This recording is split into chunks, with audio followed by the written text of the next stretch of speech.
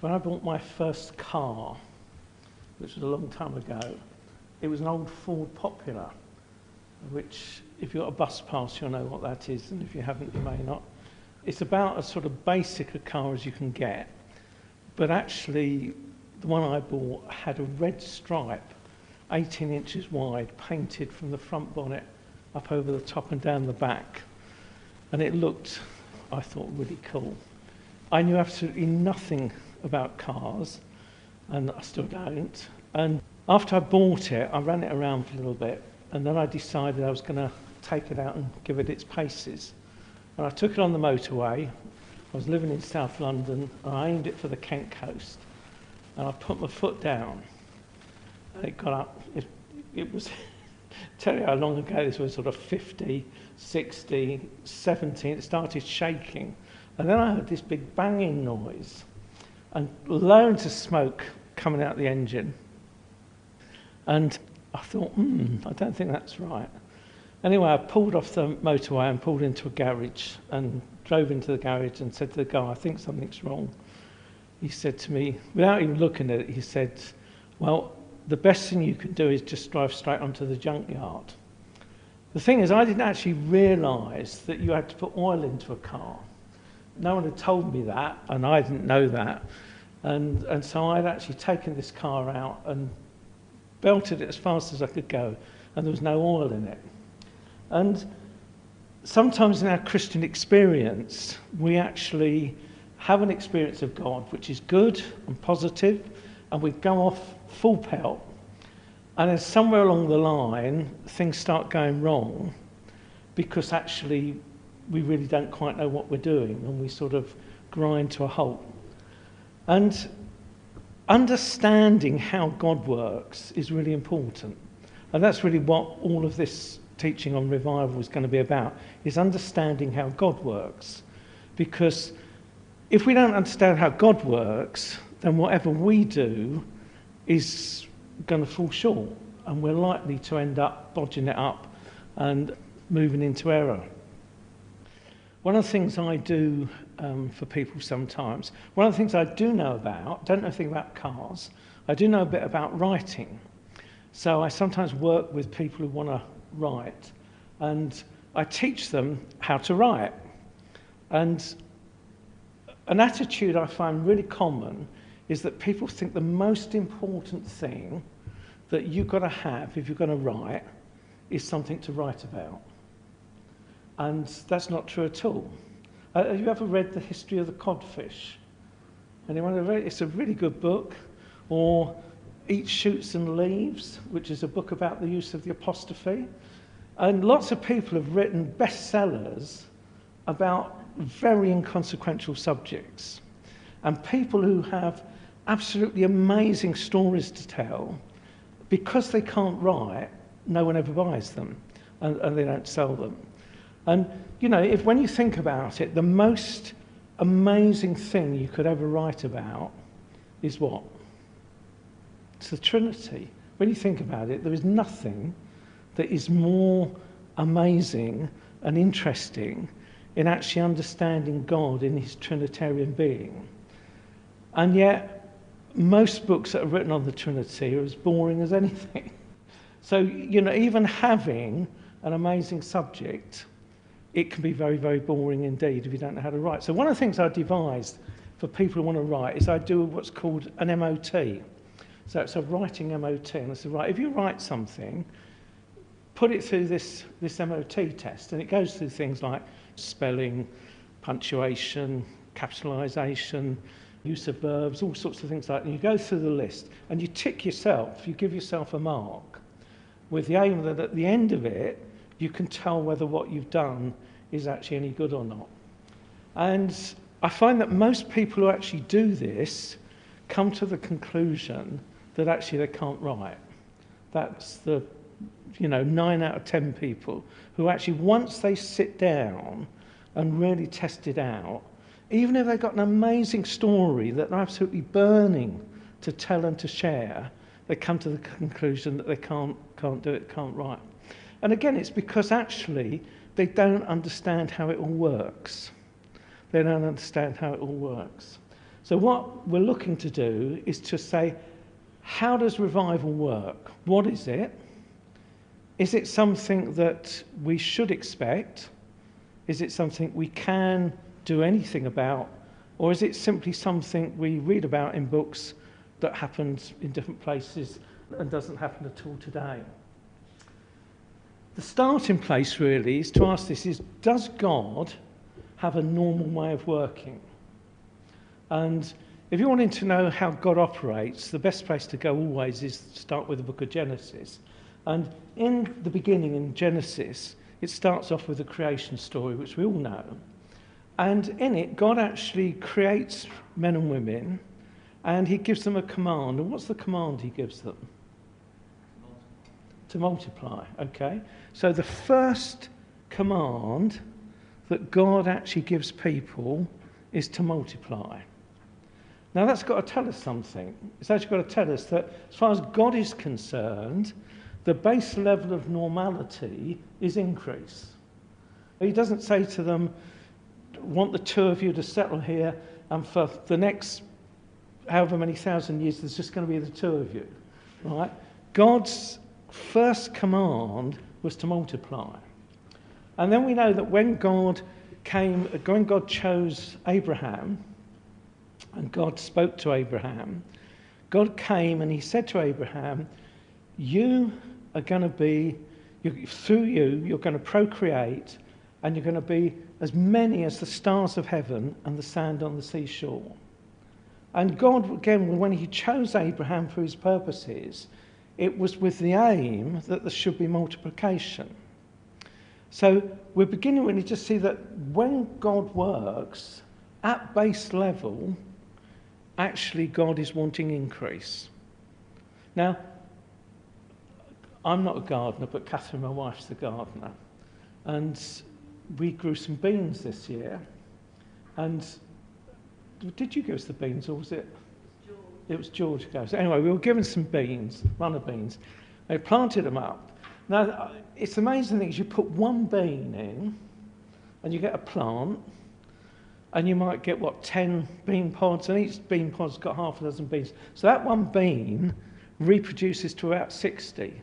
And if you start picking them, it produces more. And you can end up with one bean perhaps producing 100, 200 beans. And nature is actually prolific.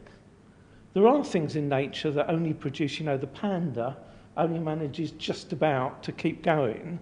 But by far the majority of things in nature are actually prolific. They just multiply and multiply. And life, by its very nature, is something that reproduces. And one of the questions we're going to really be asking ourselves as we go on is, if that's the case, the church, which is the embodiment of the life of God, is it manifesting that same principle of increase that we see in nature? Is it manifesting that same principle of increase that we actually saw in the beginning of Genesis? One of the things that we've got storm warning today, if you listen to the radio. Well, there's a thing in parts of the world called the El Nino.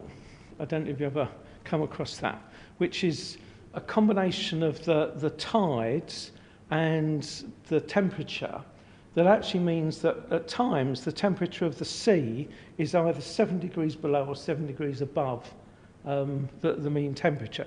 And occasionally, because of that, you get freak storms happening, particularly down the western coast of South America. And at the end of the 19th century, in about 1895, there was a particularly strong current with a particularly big differential of temperature that actually brought a warm current down the coast of Chile.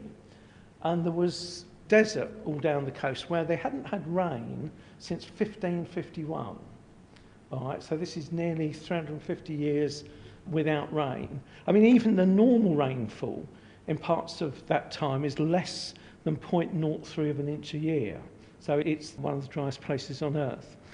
Anyway, in this particular year, the El Nino comes down, and it brings torrential rain. And the rain came onto the desert in absolute torrents, and within a matter of a few days and then weeks, the desert just came into life with flowers. And in the prophecies that we have in the Old Testament, you've got prophecies like Isaiah 35, where it says that the desert shall blossom as a rose. And the thing is, right through nature, even where you've got desert, very often you've got seeds that are there. And what it takes is it needs the right environment for those seeds to come into life. And when we're wanting to understand God, the main way we do that is from the Bible. But actually, nature backs up what the Bible teaches. And Jesus showed us that, particularly when he was telling parables. He actually took pictures from nature to illustrate truths about the kingdom of God. So that we see this principle of abundance and of abundant growth as something that's inherent in Scripture and inherent in nature. And again, the question we've got to ask is, see, when I bought the car, I didn't know what I was supposed to be looking for. I didn't know what I was supposed to be doing. I just got in and drove. I thought that was it. I was very naive. And very often as Christians, we just get in. We get on the bus and we just go with it. And we go with whatever's going. And we have no real understanding of what we're expecting. I mean, in our churches, and we all come from, there's several different churches represented here, I would guess that today for most of us, whilst we might expect a little growth, we're probably not realistically expecting to see a lot of growth. We're probably not realistically anticipating that there will be occasions when the desert will blossom as a rose and there'll be an abundance. And like the bean, one bean will produce 60 beans. Or as Jesus said in one of the parables, seed going into good soil, some of it produces 30, some 50, and some 100-fold. And it is natural for one thing to produce lots of things. When the descendants of Abraham, when you had the time when Jacob and his family went down into Egypt, we're told that there were 72 of them went down into Egypt. And when they came out of Egypt 400 years later, there was nearly 2 million. Now, that's an average increase of 100% or doubling every 25 years, every generation. Now, again, just think of the church. If every 25 years, every church doubled in size, that would be quite something, wouldn't it? And in God's natural people, that was the growth rate that actually happened there in Israel. And God had promised Abraham that that was going to be the case. So this wasn't something random. It wasn't something that people said, let's do it. It was a promise of God that there would actually be multiplication, and that through those 400 years in slavery, even though the circumstances were very bad, they multiplied and they came out with 2 million people.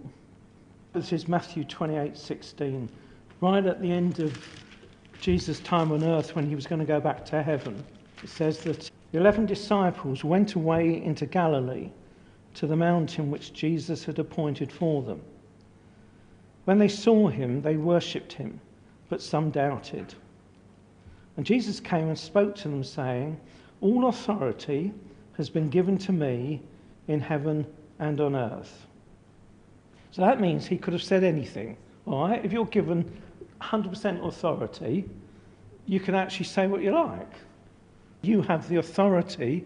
He could have commanded them to do anything. The one thing he commands them is to go and make disciples of all the nations, baptizing them in the name of the Father and of the Son and of the Holy Spirit, teaching them to observe all the things that I've commanded you. And lo, I am with you always, even to the end of the age. So in the new creation and the new covenant that Jesus is bringing in, the first command he gives is multiplication. So just as with Adam and Eve, God's first command to them was multiplication, So in the new covenant, when Jesus is actually sending his disciples out, the first command is multiplication. Now, that's got to tell us something quite important, that whatever else we feel is important, whatever else we feel is key in the church of God and in the life of God and the things that we're involved in, if we are not multiplying, something's wrong. Through the Bible, you have lots of instances of occasions where women were unable to bear children, and the term that's used is barren. Now, it was always recognised that if that was the case, something was actually wrong. It wasn't say, well, it's okay, either way. It was always recognised barrenness is actually something that is contrary to the heart of God. And there are many instances in the Bible of those women who were barren, who came to God and who prayed, and God healed them. And they had children, and very often those children became real men of God, people like Samson and Samuel and John the Baptist. And so if the church is not producing children, if the church is barren, then actually something's wrong. Now, one of the biggest problems we've got, and I have no idea what to do about this, all right, but I find consistently in the church there is a resistance to wanting to do an MOT test. Now, on a car it's necessary. When I'm teaching people writing, it's necessary. How much more necessary if in the church, particularly if we actually say there is obviously something wrong, that we be prepared to actually sit down and actually examine who we are and what we're doing, and examine where we are in relationship to God. Because otherwise, we're just like me bombing down the motorway with no oil in the tank, and actually the end result is big clouds of smoke and a loud banging, which is what you get in some churches. Well, it's interesting, just to digress here, when Ezekiel had the vision of dry bones, all the noise came before the breath, all right? All the rattling and all the noise came when actually the bones were coming together. Once the breath came, it brought order, and they stood up a mighty army. And this is a bit of a digression, but very often, a lot of noise, it can signify that God is working, but it's a prelude to the coming of the Spirit, not actually a consequence of the coming of the Spirit. Anyway, that's just a by the by. Why did Jesus expect there to be a harvest? It was because God the Father had promised him that there would be a harvest. See, our faith ultimately, even though it's really important to know what God has promised us, and it's really important to look at things as God's promise to Abraham, but ultimately our faith needs to be rooted in what God the Father has promised God the Son. And in Psalm 2, God the Father says to God the Son, "Ask of me, and I will give you the heathen for your inheritance." See, that's God talking to God.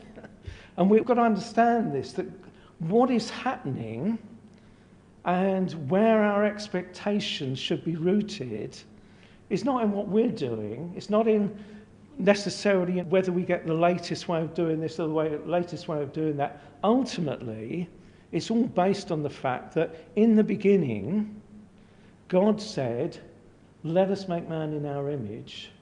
And God the Father and God the Son agreed that actually that would be through the Son coming to the earth, and he would be the firstborn of a new creation.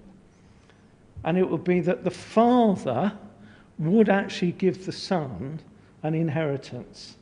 That's what it says in Isaiah 53, which is that great prophecy of the cross. And it says of Jesus there, "He shall see the travail of his soul and be satisfied."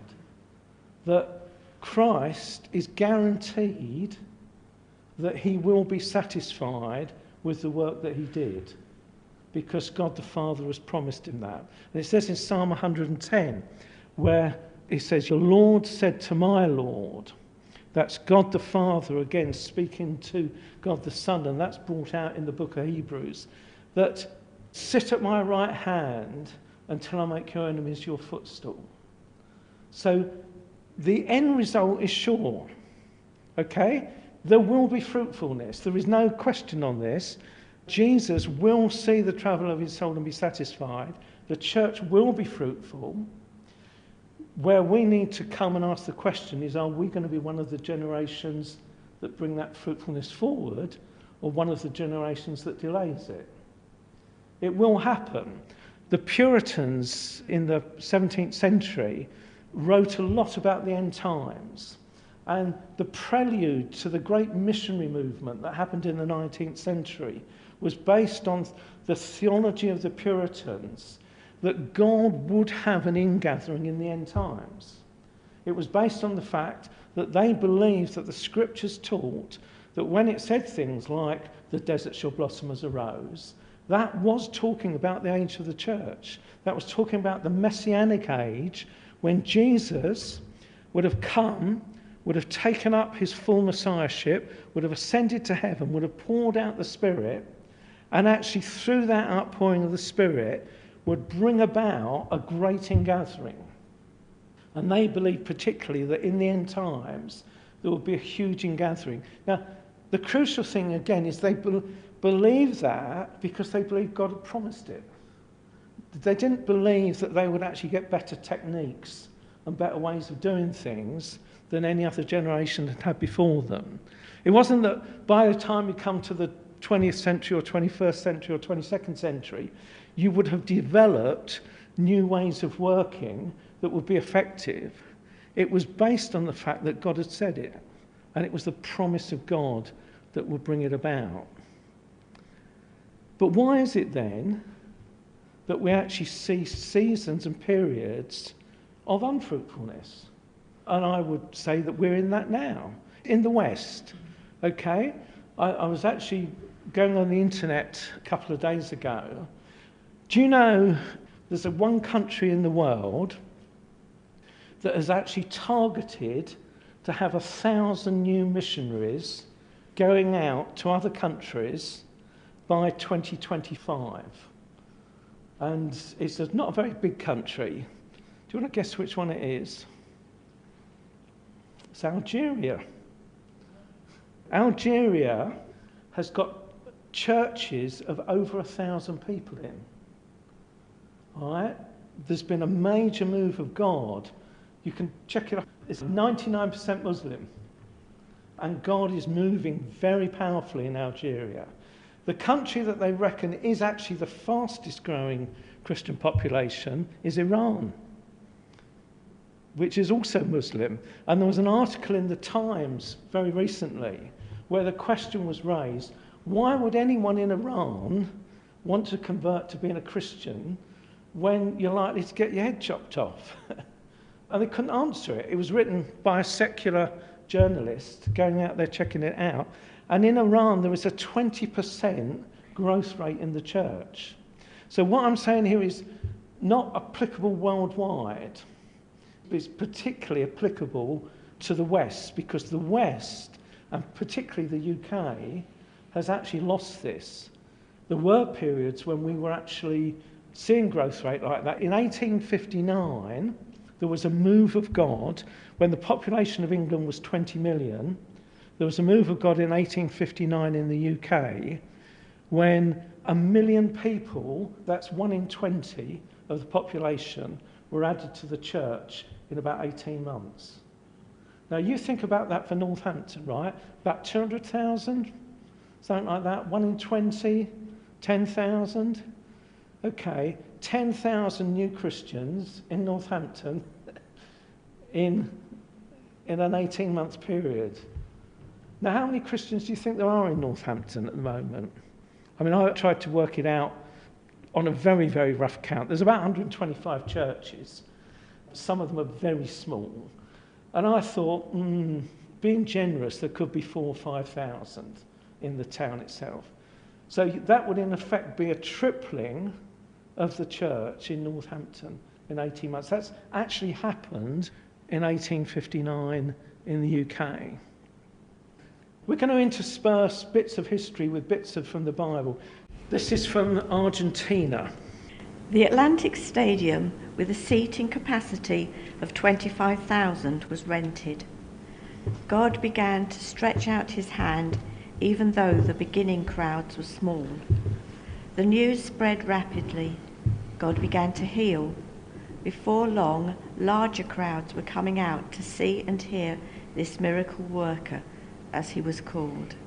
Ushers were soon working 12-hour-a-day shifts. Often the seating was occupied several hours before the services were scheduled to begin. Because of the many people who had to remain on the outside, loudspeakers were installed. Inside the stadium, the walkways were filled. Then the crowd pushed down the fence surrounding the playing area and surged across, filling the field as well. They pushed down the doors of the stadium and shoved their way in. Because of the overflow of crowds, a much larger stadium was rented. The Great Hurricane Stadium, the largest in the country, with a capacity for 180,000. It had never been filled. No sports event nor political rally had ever filled it. And now the little-known gospel preacher had dared to rent it. The angel had said that the wave of blessing God would send would fill the largest places with vast multitudes seeking to hear the gospel. Rulers would hear the message. Now it was literally coming to pass. God was moving. His mighty plan was being fulfilled. God was going to bring the gospel of Jesus Christ so forcefully to Argentina that it would forever know that his hand was not shortened nor his ear heavy. The gospel was to make a mighty impact upon the nation of 20 million people. Argentina, strong, powerful, wealthy, influential, but at the same time proud, idolatrous, wicked and pagan. God was going to move it out of its papal orbit that it might revolve around Jesus Christ. The power of God swept over that vast throng in wave after wave. Night after night, the healing virtue of Jesus flowed out to the 1,000 who released their faith in God. Outstanding healings took place, too numerous to recount. The full account is accurately recorded in the heavenly courts. The thought and ordinary routine of the nation began to change as a new day dawned. Through press and radio, the news flashed to all Argentina. Magazines printed articles with photographs of what God was doing. Daily papers printed notices of meetings and miracles. All available copies of the Bible were sold, 55,000 of them. The people clamoured for a copy, nearly snatching them from the usher's hands. Urgent requests went out for more copies to be sent. Nightly the crowds increased until the stadium could seat no more. They filled the aisles and passageways. Still on they came like a great surging tidal wave of humanity. People as a giant waving field of ready-to-be-harvested grain. The stadium was filled to capacity. Not even standing room remained. Still on they came until for blocks around the stadium, in every direction, a great sea of humanity gathered. The doors had been closed an hour before the service began. Messages reached them through loudspeakers. The wave of healing power reached out to them as well.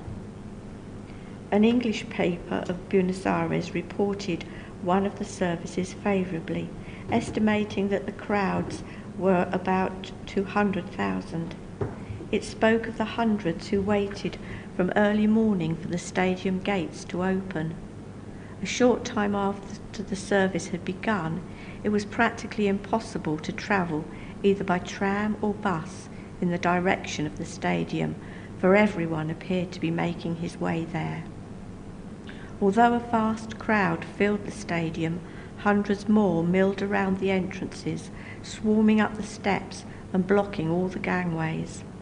Tommy Hicks, standing alone in the large expanse of green grass, looked around at the thousands of faces all looking in his direction, preached that Jesus Christ came to reveal God to the world.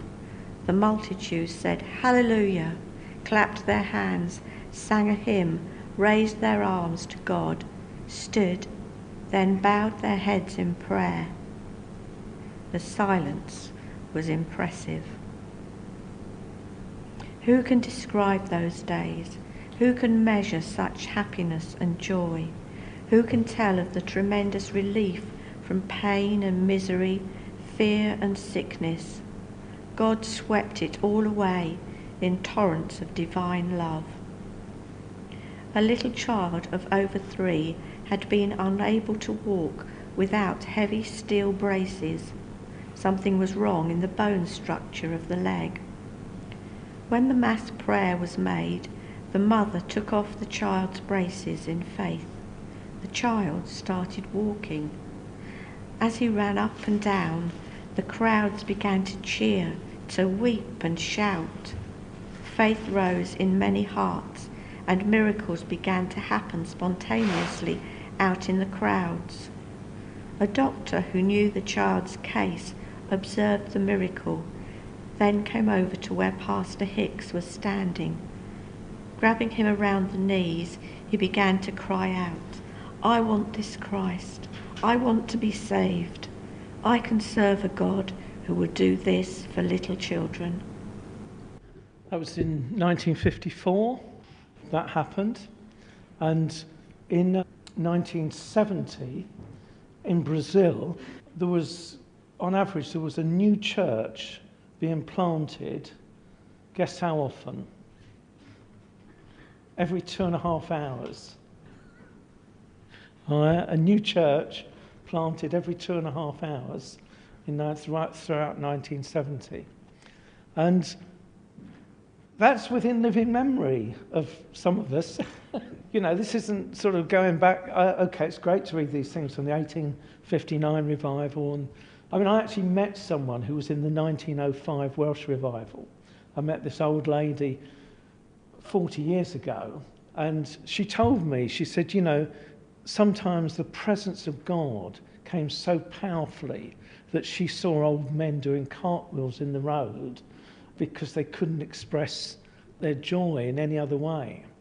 And told me that when she was baptized, was in a village, and outside the village there was a small river. And what they did was that the people in the village who become Christians would come and stand outside the village. The people in the church would stand on the far side of the river. It wasn't very deep, I think about waist deep. And then the people from the village would go into the water, be baptized, and come out and join the church on the other side. And so it was just so dramatic and so real. And in Wales, in 1904, 1905, the newspapers were full of it, what was happening. These things have not been done in corners. You can actually go back and look at press cuttings. You can trace things historically. I've seen press cuttings of the Royal Albert Hall where they hung up things like wheelchairs and even an iron lung that have been taken to the meetings, and there have been healing meetings, and they've been left behind. And that the Elim Church in its early days used to hold some of its baptismal services in the Royal Albert Hall, which held 10,000 people, one of the biggest venues in London. And why aren't we talking about these things? Why aren't we reminding one another, encouraging one another, and saying this is what God does, this is what God can do? And I feel that we need to understand why it is that things are not happening. And one of the major things is that we have come into a way of thinking whereby we've lost the understanding that God has got to do it. And actually, we've taken on board the fact that it's by us doing things better, working harder, being more creative, going out and doing new things. So the church is buzzing with all sorts of schemes for helping the world, for improving the world. And don't get me wrong, we're called to feed the hungry, we're called to minister to the sick, we're called to do all of these things, but that is not evangelism. That is not the way that God... And so what we've done is we've substituted a whole load of social concerns as a means of seeing people converted, and it doesn't work. We might see an odd one or two here and there, but many of the great revivalists, who heard of Charles Finney? Charles Finney wrote a book which was called His Life and Lectures, and Finney said, and many other people have said this as well, and there's a lot of substance to it, that throughout the whole history of the church, by far the majority of people have been converted in revival situations. Now today, 99 out of 100 Christians, I would guess, would not believe that. 99 out of 100 Christians will probably say it's a friendship evangelism, it's things like messy church, all of these things, many of which are very good in themselves, but actually they're not bringing people into radical conversion. You're not seeing folk come into these things and having an encounter with God where their lives are dramatically changed, and actually they don't need the help next week because God has met them and God has dealt with them and God has turned them around inside. And throughout the history of the church, most of the dramatic conversions that have come have actually come through revival situations. And in revival, I was reading of a church in London in the 1930s. Well, I think I got the figure right. I think it was 76 people in the congregation were ex-alcoholics. But the word is they were all ex-alcoholics. They were genuinely converted and brought through. Now, it's great. We do see things like this occasionally. We do see transformations occasionally.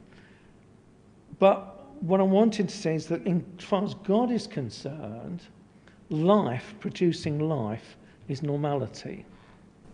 Now, we're going to have a cup of coffee, or tea if you want tea.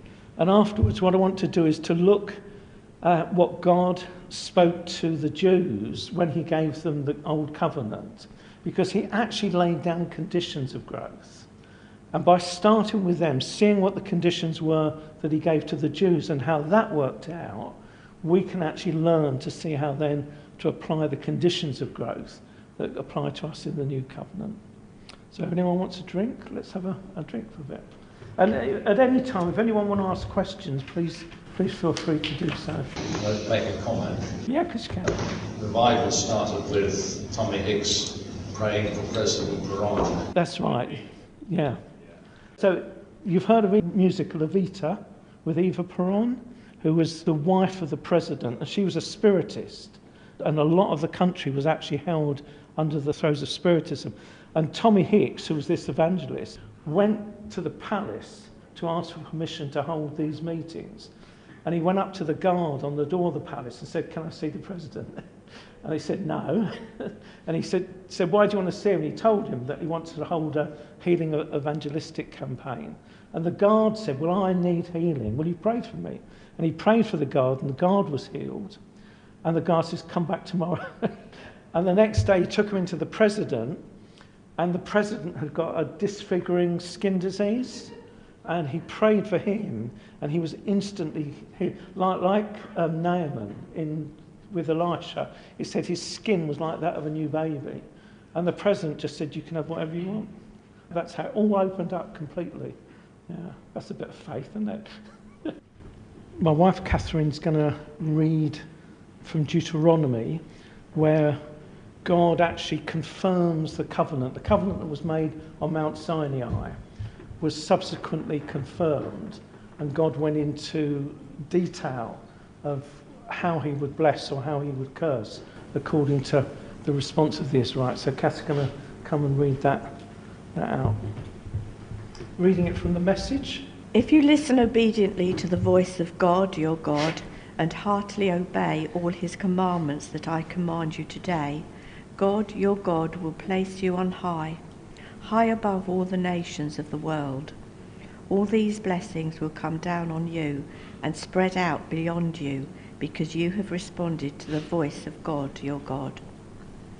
God's blessing inside the city, God's blessing in the country, God's blessing on your children, the crops of your land, the young of your livestock, the calves of your herds and lambs of your flocks. God's blessing on your basket and bread bowl, God's blessing in your coming in, God's blessing in your going out. God will defeat your enemies who attack you. They'll come at you on one road and run away on 7 roads. God will order a blessing on your barns and workplaces. He'll bless you in the land that God, your God, is giving you. God will form you as a people holy to him, just as he promised you, if you keep the commandments of God your God and live the way he has shown you. All the peoples on earth will see you living under the name of God and hold you in respectful awe. God will lavish you with good things, children from your womb, offspring from your animals, and crops from your land, the land that God promised your ancestors that he would give you. God will throw open the doors of his sky vaults and pour rain on your land on schedule and bless the work you take in hand. You will lend to many nations, but you yourself won't have to take out a loan. God will make you the head, not the tail. You'll always be the top dog, never the bottom dog, as you obediently listen to and diligently keep the commands of God, your God, that I am commanding you today. Don't swerve an inch to the right or left from the words that I command you today by going off, following and worshipping other gods. Here's what will happen if you don't obediently listen to the voice of God, your God, and diligently keep all the commandments and guidelines that I am commanding you today. These curses will come down hard on you.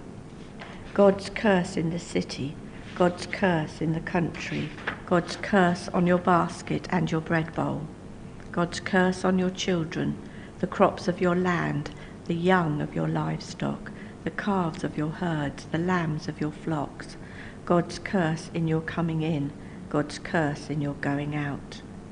God will send the curse, the confusion, the contrariness down on everything you try to do until you've been destroyed and there's nothing left of you, all because of your evil pursuits that led you to abandon me. You will plant sacks and sacks of seed in the field, but get almost nothing. The grasshoppers will devour it. You'll plant and hoe and prune vineyards, but won't drink or put up any wine. The worms will devour them.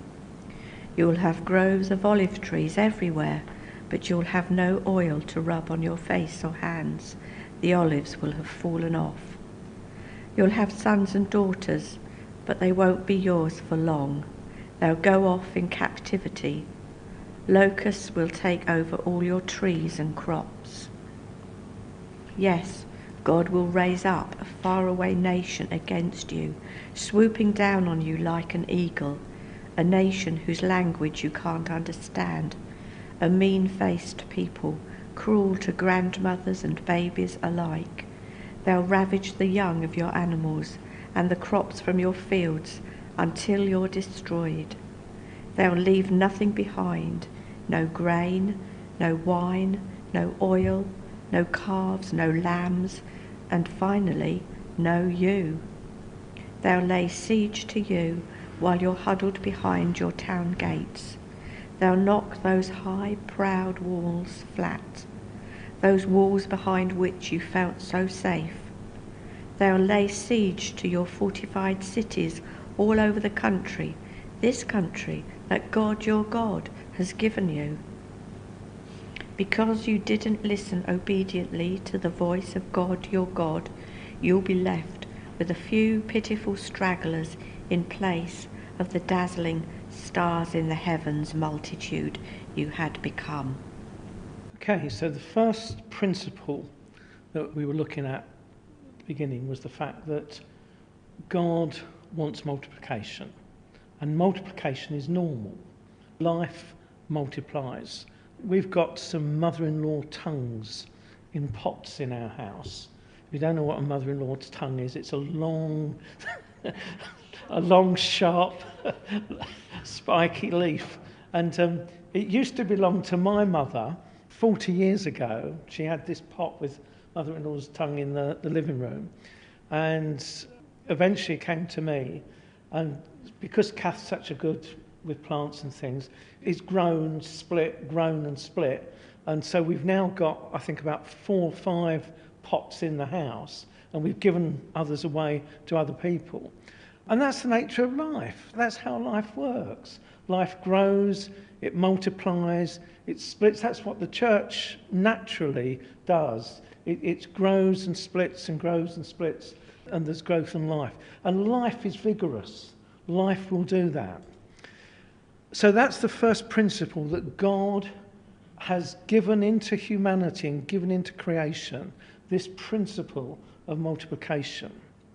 But the second principle is that God actually puts conditions down as to how well that first principle will operate.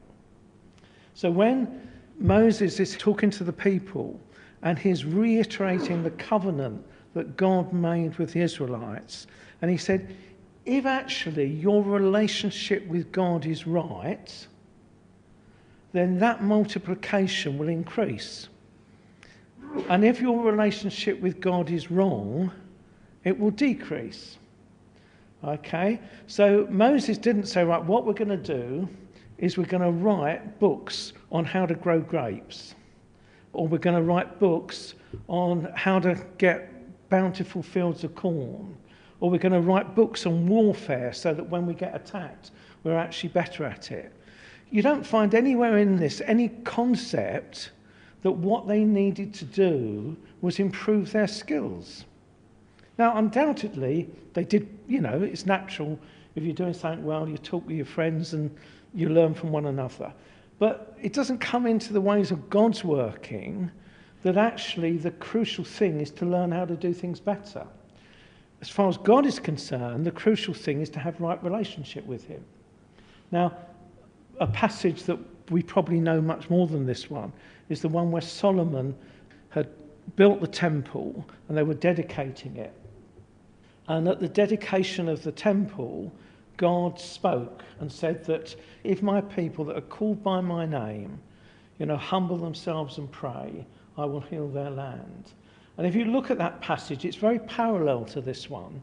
There's things that they were to do, things they weren't to do, but it was all centred on their relationship with God. Now, I don't know about you, but I have a lot to do with a lot of Christians in a lot of different churches and have done for many years. I find most churches are teaching how to do things better. So I went through an evangelism course a year or two back, and it was all about how to be a better evangelist, when actually what we needed was how to be a better worshipper. We needed to learn how to actually have a relationship with God that would allow God to bless our labours and make us fruitful. And again, there's nothing wrong in trying to improve what we're doing, but we're putting our reliance on these things. We're putting our reliance on techniques instead of actually on coming back to God and getting things right with God.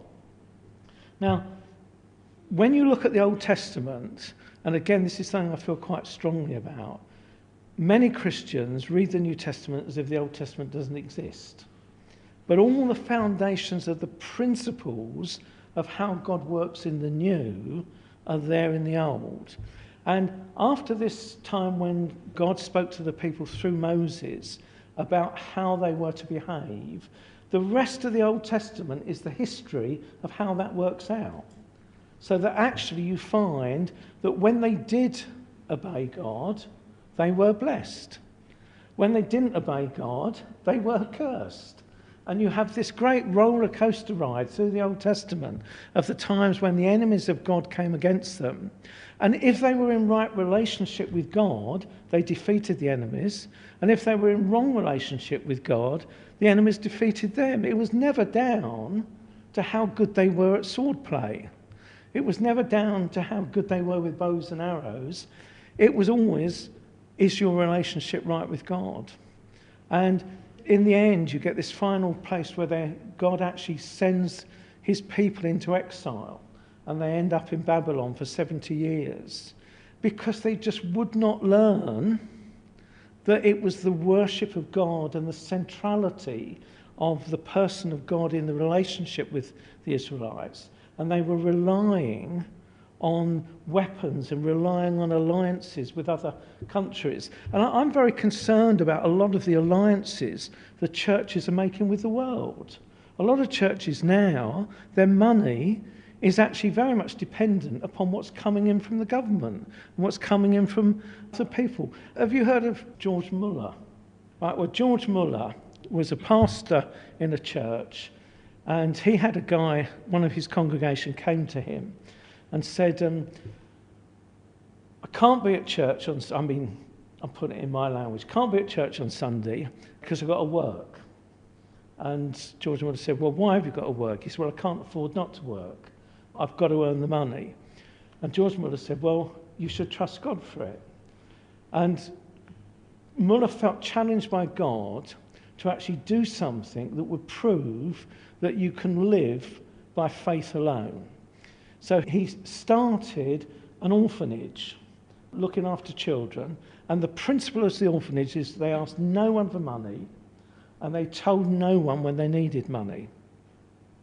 And he ended up at one stage with 10,000 orphans that he was feeding and housing. And Muller's homes are still down in Bristol. You still go and see the buildings, and I don't know if they're still operating now. But he actually did this all by faith, but it was originally to show it was possible for a person to live by faith in God. That was his motivation for it. He didn't actually do it initially because he was concerned for the kids, though he was. It was initially to prove that God would be faithful. And there's loads of sort of stories that come around from this. And God wanted a people on the earth who would live in such a way that everyone else would know that it is God that's upholding these people. And for many of us, you look at our lives and you think, well, what's the difference? What's the difference between how we live, how the church lives, compared to how the world lives? And the challenge to the people of God was that they had to be completely and utterly surrendered, completely and utterly committed to God's covenant, so that God would be able to supply their needs in such a way that they would receive a blessing which would demonstrate the fact that God was alive and well and on the earth, and that you couldn't give any other conclusion other than that. And he said, if you don't do that, then you can sow as much as you like, you're not going to get any harvest. You can go through all of the procedures of growing, you can plant vineyards, you can do all of this, and it won't work because actually you'll be under a curse. Now, we've got to ask the question, okay, that obviously was under the old covenant. That was a natural covenant whereby it was natural things they were doing. What's the principle that comes through that into the new covenant? What's the principles that come through? How is it that we're supposed to translate the principles of what was happening there into today? Well, the new covenant is not the fact that we got the laws of God written on stone. Where have you got the laws of God written? On your heart. That's right, that's what Paul says. God then worked from the outside to the in Now God works from the inside to the out.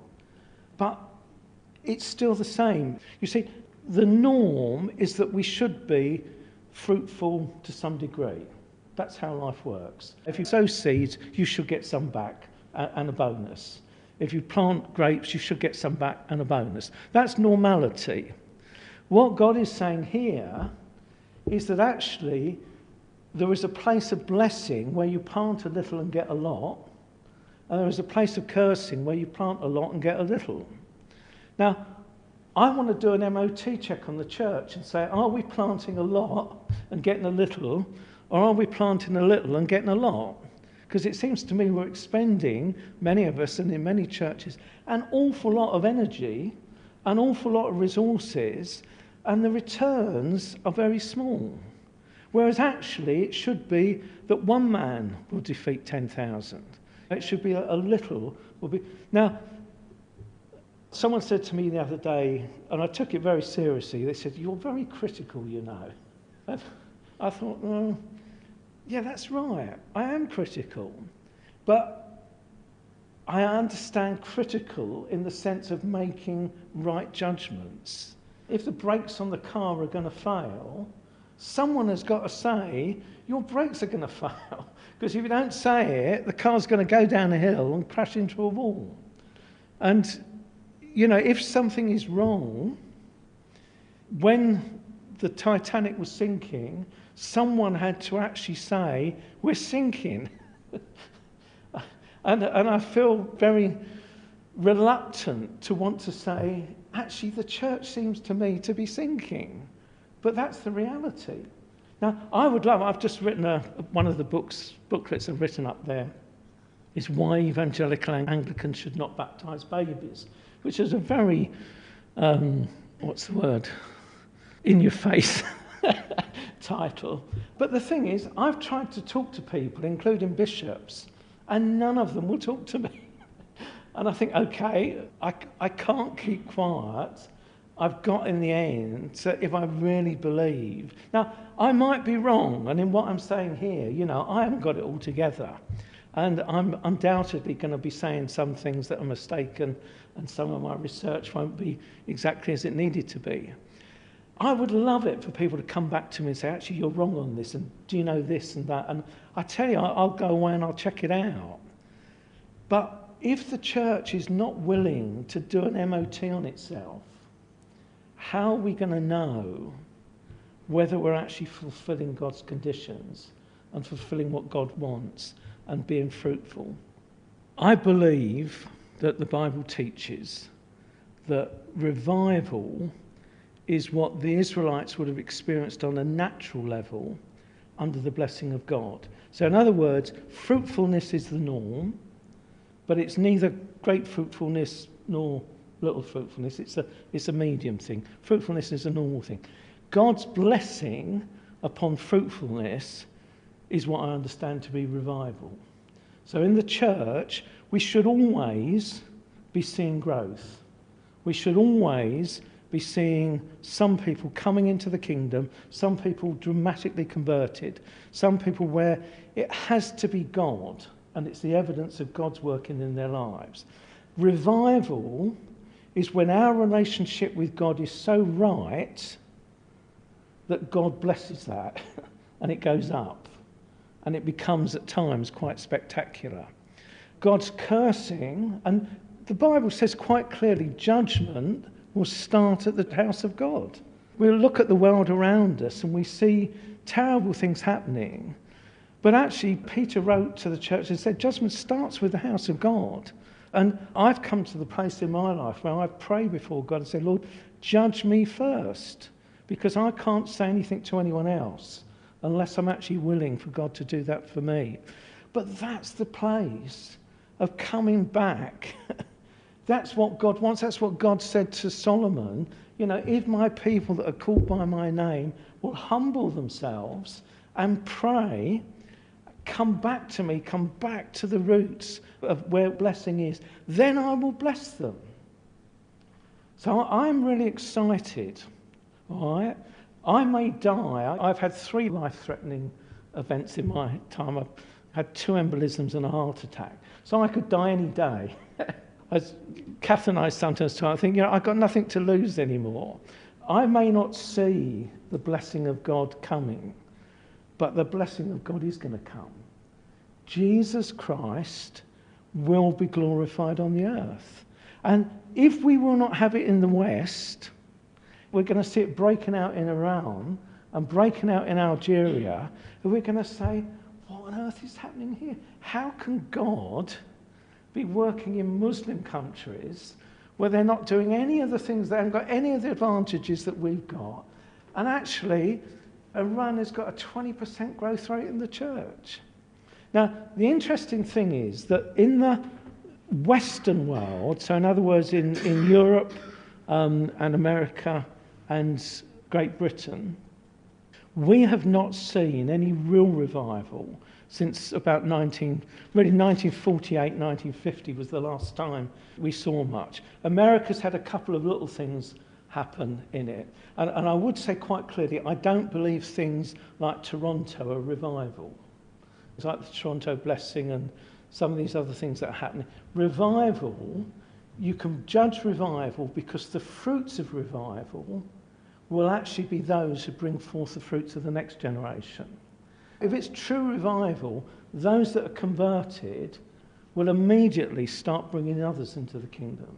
Whereas where you've got one person or one place and everyone's going there and it's all happening there and it's not happening, so that's not actually revival. Revival always produces fruit through those who are coming in through it. If this is happening around the world, why is it not happening in the UK?